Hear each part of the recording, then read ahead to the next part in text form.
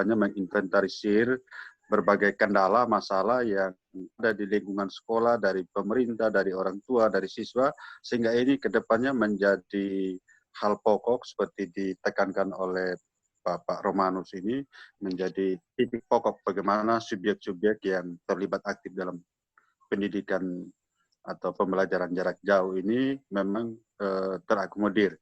Kemudian yang berikut, menyingkat waktu, ini kurang lebih kita sudah berada di waktu Indonesia Timur itu jam 18.04. Berikut saya tawarkan kepada floor, pada audiens, kita masuk pada sesi tanya-jawab. Saya buka dulu termin pertama untuk 3 penanya. Saya prioritaskan untuk yang ibu-ibu lah ini, yang ibu-ibu dulu, presentasinya 3 orang penanya, singkat, padat, ke narasumber siapa dari keempat ini, kita langsung saja. Silakan, mungkin bisa operator di Zoom itu, siapa yang bisa tunjuk jari, mau bertanya, pesertanya silakan. Apakah dari Flores, dari Sulawesi, atau dari Irian, silakan. Sesi berikutnya diskusi. Diskusi artinya tanya jawab, atau bisa juga mau share sesuatu sebagai pemerhati atau sebagai guru di salah satu sekolah. Syukur kita dapat yang dari tingkat SMP atau TK, SD. Itu akan lebih menarik karena itu lebih menantang lagi, karena manusia ini kan dari awal sudah ada misi. Saya, Pak. Oke, silakan Ibu perkenalkan diri singkat lalu pertanyaannya. Iya, saya Ibu Tri dari SMA Tarsisius Wirata, Pak. Iya. Saya akan menanyakan dari materi Bapak Romanus Remisius ya, Pak ya. Iya. Iya, saya tertarik dengan tadi alam bawah sadar dan alam sadar. Iya. Karena itu memang kaitannya sangat apa ya Pak ya, sangat korelasi sekali untuk anak-anak SMA terutama ya, yang saya tangani selama ini, bahwa bagaimana ini Pak, mengatasi anak-anak dengan luka batin yang sudah cukup lama tetapi tidak tersentuh, terutama berkaitan dengan proses belajar mengajar kan mempengaruhi emosi yang sangat besar. Ya, dan itu begini Pak, saya merasa kadang-kadang dukungan dari orang tua terutama itu kadang tidak maksimal gitu. Pertanyaannya, bagaimana setidaknya bisa menyentuh beberapa anak yang dengan latar belakang luka batin yang sudah mereka bawa sejak SD. Misalnya begini Pak, contoh realitanya. Ketika anak SD itu sering kena bully atau terbuli, itu terbawa sampai SMA. Sementara luka batin itu harusnya kan disembuhkan dulu.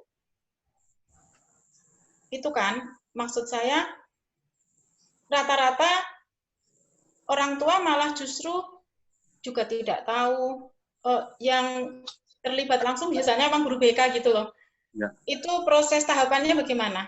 Setidaknya ada tahapan-tahapan yang bisa membuat saya untuk melangkah lebih realita itu akan membawa dampak yang membuat saya ada pencerahan di sini gitu. Terima kasih ya Pak ya. Mohon maaf kalau ada kata-kata yang kurang berkenan. Baik Ibu, kita sudah tangkap poin dari pertanyaan Ibu. Kita lanjut ke penanya berikutnya. Kedua.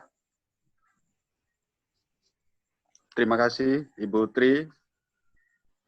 Sukses selalu. Iya Pak, terima kasih. Sama-sama. Iya.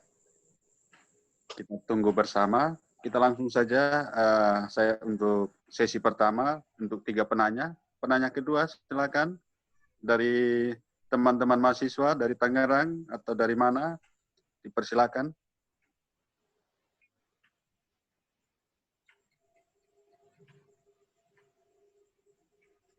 Baik, kalau sambil kita menunggu, saya berikan kesempatan pada Bapak Romanus untuk langsung menjawab apa yang menjadi pertanyaan dari Ibu Tri.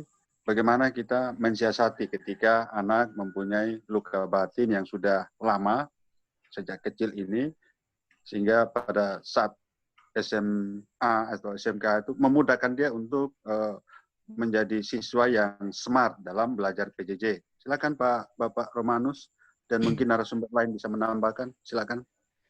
Ya, baik. Terima kasih atas kesempatan dan pertanyaan oleh Ibu Tri. Jadi untuk mengatasi masalah-masalah anak di sekolah yang mengalami masalah-masalah psikologis, ya. Nah, ini sebenarnya kita punya level-level penyelesaian, ya. Jadi level atau tingkatan penyelesaian. Tentu yang akan saya jawab ini adalah tentu level konseling di sekolah, ya. Karena pasti ada level, kalau memang terlalu berat itu memang harus ke profesional. Tapi intinya sekarang kita bahas di konteks sekolah. Nah, yang selama ini pengalaman saya, kebetulan saya juga dulu pernah murid dan tahu ternyata ada anak yang sangat bermasalah dan ada guru tertentu yang dia tidak belajar tentang dunia pikiran dan bla bla, tapi ternyata dia mampu. Nah, dari insight pengalaman saya bilang, keren juga ini sebenarnya. Nah, dan lalu setelah saya mempelajari ini, jadi saya sedikit paling tidak paham, ternyata begini. Intinya kalau di sekolah, anak yang bermasalah ini anak yang benar-benar harus didekati sebagai pribadi. Tadi yang saya sebut subjek, tadi kebetulan saya nggak menjelaskan di bagian itu, tapi kebetulan ada beberapa teman sudah menyinggung ini, termasuk Pak Eman tadi juga ngomong. Jadi anak itu harus dipandang sebagai seorang pribadi yang punya pikiran, punya perasaan, dia diberi ruang, kesempatan untuk ungkapkan, baik secara verbal maupun dia hanya hadir dan diam, ditemani, ya, itu akan pelan-pelan paling tidak membuat dia merasa aman dan nyaman. Ya, kemudian kalau dia sudah merasa aman, nyaman, ada orang yang dipercayai, ada orang yang dia bisa mau diajak ngomong, maka bisa jadi dia mulai cerita, bisa jadi belum sampai ke inti persoalan, tapi dia mulai pelan-pelan dari atas. Nah, kalau lama-lama dan dia percaya, misalnya dalam hal ini konteks sekolah adalah bimbingan konseling, dan itu kalau kesempatan dia bercerita, dia curhat, nah itu sebenarnya pintu mulai terbuka ya, artinya memang masih belum ini, tapi paling tidak itu pintunya. Tapi ketika anak ini mengalami, mungkin taruhlah di rumah pun orang tuanya malah tidak peduli, anak bermasalah malah terus dimarahin, kondisi seperti ini. Lalu di sekolah pun mungkin dia, karena seperti itu teman-temannya bully, tadi kan kasusnya soal bully misalnya. Lalu kita sebagai pendidik, ya taruhlah kita mungkin, karena urusnya banyak anak, kita nggak bisa fokus satu anak, jadi kurang punya waktu. Nah, akhirnya anak ini akan semakin terasing, ya semakin terpuruk. Ya saya sempat, karena kebetulan saya juga pernah jadi guru bimbingan konseling di sekolah, ada anak yang kelihatannya baik-baik, tapi untung suatu waktu dia datang, saya kaget, dia bilang, Pak, kenapa ya dalam diri saya kok ada kecenderungan untuk mau bunuh diri? Ini kasus yang sangat ekstrim. Kalau kita sebut dengar kata ini kan, dengar saja udah ngeri ya, apalagi yang mengalami. Nah, lalu kesempatan itu saya membuka, saya memberi kesempatan, lalu proses akhirnya selesai. Artinya ini tadi kembali lagi soal ruang, waktu, kesempatan menganggap anak itu sebagai pribadi. Dan ini tadi saya sekali lagi ingat pengalaman saya dulu di sekolah-sekolah juga SD, SMP. Ada guru yang kalau anaknya sangat bandel, dia menjadi temannya, ngajak jadi teman. Kalau kami di kampung itu ada guru yang istilah gini, di luar sekolah itu mereka ke kebun, bakar-bakar ubi atau jagung bersama-sama, tapi tidak membahas masalah loh. Tidak omongin masalahnya, enggak. Cuman ditemani bersama-sama. Ternyata itu lama-lama anak itu seakan-akan dia punya teman, dia punya ruang dan waktu untuk bisa sepertinya dihargai kembali. Nah, itu lalu sembuh, seakan-akan sembuh. Nah, ini seperti, karena situasi kita modern ini terlalu sibuk, terlalu padat dengan kurikulum, ya sekali lagi ini kritik saya juga. Ya, karena kita seakan-akan ini manusia adalah tong kosong diisi dengan kurikulum penuh lalu jadi pintar, ternyata tidak sebaliknya. Ini teman-teman kita akan ke depan akan banyak diskusi tentang ini. Tapi sekali lagi kembali ke masalah anak tadi, Ibu kurang lebih seperti itu. Jadi teman-teman tim guru dimotori oleh guru bimbingan konseling, cobalah memberi ruang, tempat, waktu bagi anak ini, menyapa dia, belum sampai bahas persoalan itu dulu, lalu kalau dia sudah terbuka mau bicara, itu sebenarnya kesempatan baik untuk berubah. Nah, kalau semua hal ini sangat sulit dan sangat berat, tentu perlu ke profesional, ya. Tetapi semua upaya ini baik level sekolah, di keluarga maupun ke profesional, kembali lagi anak ini harus mendapat tempat di hati. Lalu dia akan juga membuka diri, termotivasi untuk mau, niat dari dalam. Itu penting, bukan solusinya dipaksakan dari luar. Sekali lagi dari dalam. Nah, ini kurang lebih jawaban saya untuk pertanyaan Ibu Tri tadi. Terima kasih Pak Romanus, kurang lebih itu. Saya kira nanti lanjutnya lebih lanjut Ibu Tri bisa kita diskusi dengan nanti di Edusolindo itu, saya kira itu lembaga konsultasi pendidikan. Saya kira itu di sana bersama beliau juga. Saya kira nanti lebih jauh ke depan tuh. Oke, terima kasih Ibu Tri. Pertanyaannya kita lanjut ke penanya berikutnya. Silakan peserta.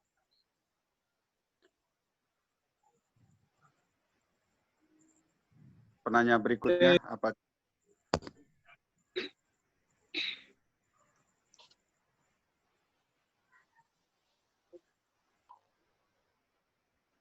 Oke, sambil menunggu apakah dari Pak Ferry mungkin ada tambahan?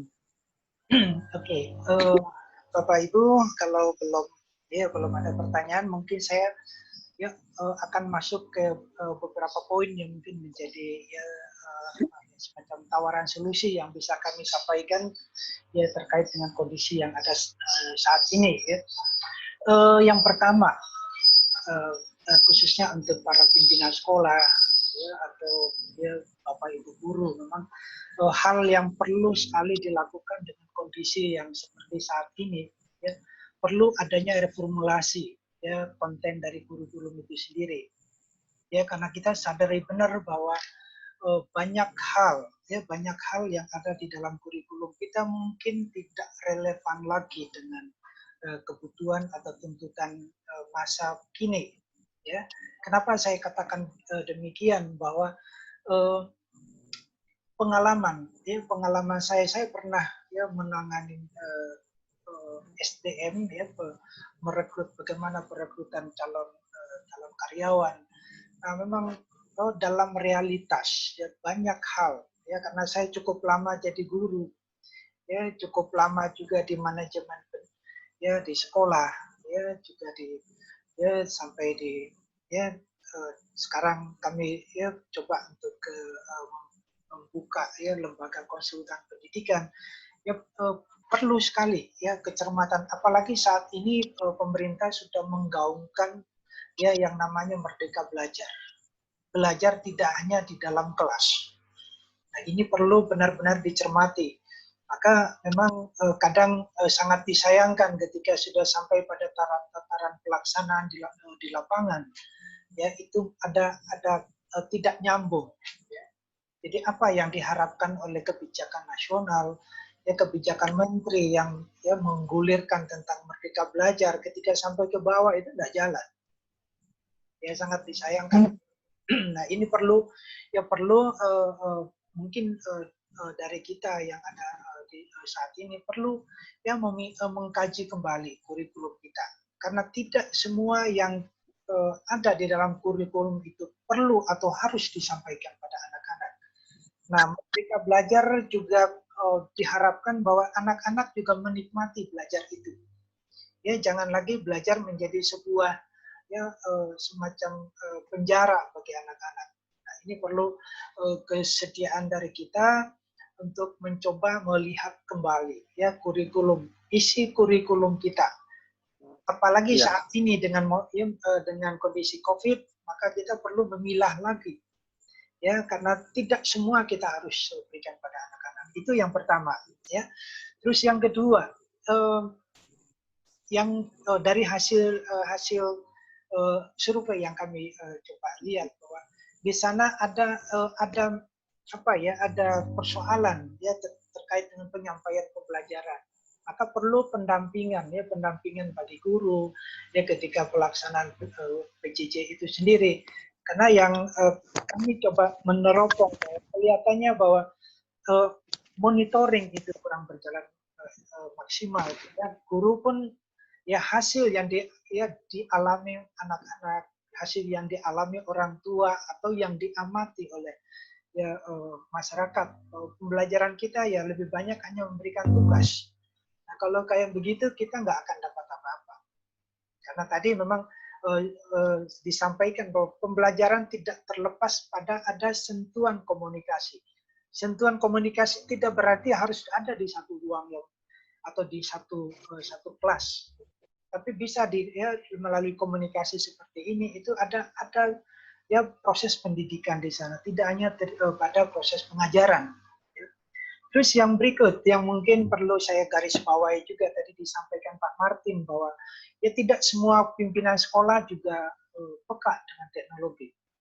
Jangankan pimpinan sekolah, ya saya sebelum kita ngadakan seminar ini saya coba mengamati ya terkait dengan implementasi IT ya, sistem informasi ya di dalam tidak hanya di sekolah tapi di dinas-dinas terkait. Teman-teman boleh lihat ya di hampir ya di kebanyakan dinas-dinas ya yang meneriakkan atau menggaungkan bahwa guru harus peka dengan teknologi, harus beradaptasi dengan teknologi. Tapi coba teman-teman lihat apa yang terjadi dengan website dinas-dinas yang ada di kita. Ya, dinas-dinas di NTT saya satu persatu, terutama dinas pendidikan. Nah, itu bukan sebuah contoh yang baik memang untuk sekolah-sekolah karena website dinas saja tidak dikembangkan dengan baik, tidak ada isinya untuk yang bisa dicontoh. Nah, bagaimana ya kita ke bawah harus meneriakkan guru harus gunakan teknologi, sementara kita karena setiap orang yang butuh contoh, ya. Anda mengatakan ini, Anda bisa memberi contoh apa tidak. Nah, ini menjadi catatan bagi kita, ya, yang perlu kita cermati ke depannya. Terus yang ketiga, ya, yang perlu saya garis bawahi bahwa memang Pak Martin, Pak Salesius, ya butuh sekali guru-guru kita untuk dilatih. Dilatih tidak hanya untuk nempel di Google Classroom, tapi kan bagaimana Google Classroom itu bisa menjadi alat bantu bagi guru ya untuk mengkomunikasi atau proses transformasi pengetahuan. Ya, sampai saat ini masih cukup banyak guru kita itu teriak bahwa mereka koreksinya banyak. Ya pasti banyak kalau nggak cerdas. Kita nggak cerdik dalam bukan cerdik ya, kita lebih mengoptimalkan ya sistem ya ada teknologi yang ada di sana. Guru bisa memberikan latihan-latihan soal yang ada di sana. Guru tidak perlu harus koreksi. Sistem itu sudah melakukan itu sendiri. Karena kita tidak kadang ini tidak dioptimalkan penggunaannya, akhirnya memang jadi beban, mengajar jadi beban. Ya, saya pernah jadi guru ya sebelum kita mengenal tentang teknologi, ya teknologi yang sangat ya modern sekarang. Ya, kembali lagi memang pada kita sebagai guru. Bagaimana kita mensiasati itu sehingga pembelajaran tugas kita sebagai guru tidak hanya tadi mengoreksi. Ya, sering saya katakan pada teman-teman guru, kalau Anda mengeluh dengan koreksi berarti Anda ya belum sampai pada tahap memahami profesi guru itu. Ya, kalau guru sibuk dengan koreksi, terus kapan bicara sama? Kapan harus ya melakukan tadi pendidikan itu? Ya, efektifnya kapan dilakukan? Nah, kadang ini menjadi catatan bagi kita juga. Ya, bahwa anak-anak itu kadang ketika sudah selesai atau mau ya kita berikan raportnya, nilai afeksinya kita coba berpikir gitu. Padahal kan nilai afeksi itu berdasarkan ya proses yang kita lakukan. Nah, ini perlu kita cermati sehingga nanti memang anak-anak benar-benar mendapatkan sesuatu dari kita ya sebagai guru. Nah, terus yang berikut catatan saya untuk dinas pendidikan. Ya. Dinas pendidikan, harapan kita ke depan memang ya tidak berharap sih dinas-dinas kita itu tidak hanya sebagai ya untuk memproduksi kertas, produksi laporan. Baik, saya pernah mengkritik ya, sebuah institusi. Ya, saya katakan Anda ada dan tidak ada di jabatan itu tidak ada manfaatnya untuk sekolah.